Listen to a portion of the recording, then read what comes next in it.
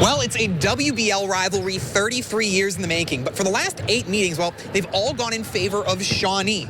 Bath now, however, has a prime opportunity to change the course of their history with first-year head coach Dre White. And coach, you're a 2010 Bath Wildcat grad. You know what it means. And after, 3 years at USV, you tallied up 51 wins. Now, tonight, as you make your homecoming debut, what do you want to do to change the culture of this program, a program that hasn't had a winning season since 2013? Yeah, it's definitely exciting to be back home. It's exciting to, start this journey in this building at this tournament, one of the most special opening tournaments, I think, in this area. And, yeah, had a great time at Upper Soda Valley, and just excited, all the things I learned and the mentality and, what it takes to, bring that winning tradition to a program hopefully back home.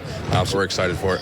Now, despite the 2-21 finish last year, 4 of those starters returned, and there's some talent in that group. What have you seen from them that really stands out when it comes to defining what this team's identity will be this year? Yeah, I think the identity is they're hungry to change the perception of Bath basketball. And, I think those guys, we'll rely on them to lead us a bunch. They do have a lot of varsity games under their belts, and I think they understand what this moment means, to Lima area basketball and the rival game that you mentioned and this opening tip-off. So, what better opportunity against a really good basketball team tonight.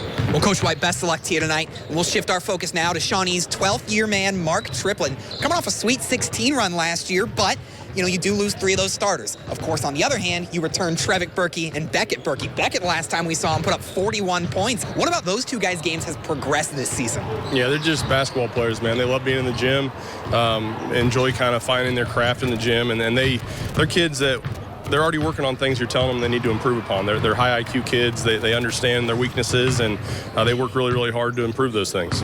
No doubt expectations are higher this year, coming off a breakout year. You got a new face in the program. So how do you manage those expectations in the locker room, and what's the mission for Game 1 tonight? We just got to focus on us. I think as soon as you start looking ahead to big picture and what March is going to look like, then you lose sight of what you're trying to accomplish now. So we're trying every day to get the kids to get 1% better. And I think that's the same message tonight. We're going to go against a team, like Coach said, they're hungry. They're hungry to change perception, and we understand that. So, and that's a nightly challenge in WBL basketball and in our area is if you're not ready to compete, bad things happen for you. And our kids, I think, are excited to go compete tonight.